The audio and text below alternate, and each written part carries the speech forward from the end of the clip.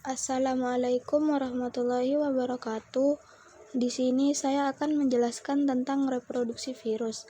Saya Dea Rizky Ramadhani, absen 9 dari kelas 10 IPS 2. Reproduksi virus dibagi menjadi dua, yaitu daur litik dan daur lisogenik. Daur litik adalah proses replikasi pada virus di dalam sel inang di mana virus menghancurkan DNA sel inang tersebut. Daur litik dianggap sebagai cara reproduksi virus yang utama karena menyangkut penghancuran sel inangnya.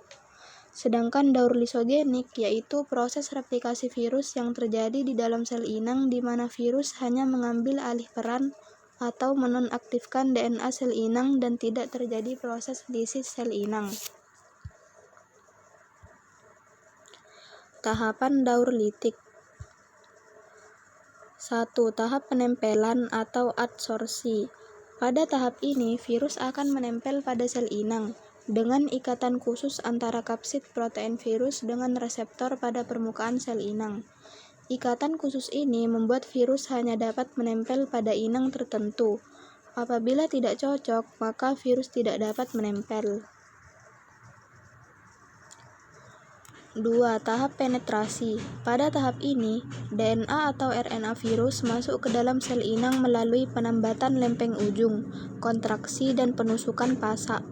Bagian tubuh virus yang masuk ke dalam sel inang hanyalah asam nukleat, sedangkan bagian kapsid tetap berada di luar dinding sel dan akan terlepas dengan sendirinya setelah tidak berguna lagi. 3. Tahap sintesis. Proses yang terjadi pada tahap ini adalah penghancuran DNA sel inang, sehingga membuat sintesis DNA bakteri berhenti bekerja.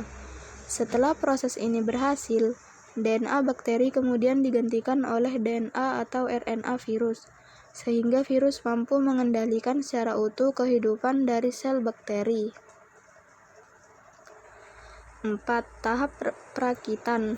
Setelah melalui tahap ketiga, tahap selanjutnya merupakan perakitan tubuh virus yang masih terpisah-pisah, seperti kepala, ekor, dan serabut ekor, menjadi virus yang utuh.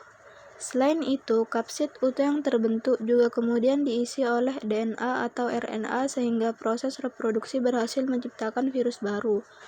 Pada fase ini, virus yang dihasilkan bisa mencapai 100-200 buah. 5. Tahap lisis. Pada tahap ini, kerja enzim lisozim tidak hanya untuk melubangi dinding sel inang saja, tetapi juga membuat dinding sel mengalami perpecahan di akhir fase reproduksi virus. Pecahnya dinding sel kemudian diikuti oleh pelepasan virus-virus baru yang telah siap melakukan replikasi ulang dengan menemukan sel inang baru. Tahapan daur lisogenik. 1. Tahap adsorpsi. Tahap adsorpsi dan tahap injeksi pada siklus lisogenik sama seperti tahap adsorpsi dan tahap injeksi siklus litik, yaitu virus akan menempel pada sel inang dengan ikatan khusus antara kapsid protein virus dengan reseptor pada permukaan sel inang.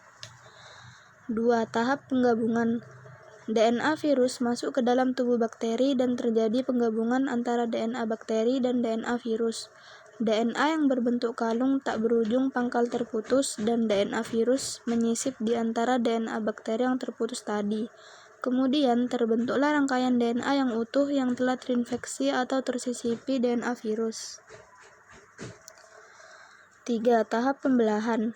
Pada tahap ini, DNA virus sudah tersambung dengan DNA bakteri. DNA virus tidak bisa bergerak karena bergabung dengan DNA bakteri. 4. Tahap sintesis. Pada kondisi lingkungan tertentu, profag menjadi aktif. Profag bisa saja memisahkan diri dengan DNA bakteri dan merusak DNA bakteri, kemudian menggantikan peran DNA bakteri dengan DNA virus untuk sintesis protein yang berfungsi sebagai kapsid bagi virus-virus baru dan replikasi DNA. 5. Tahap perakitan. Pada tahap ini terjadi perakitan kapsid-kapsid virus yang utuh sebagai selubung virus.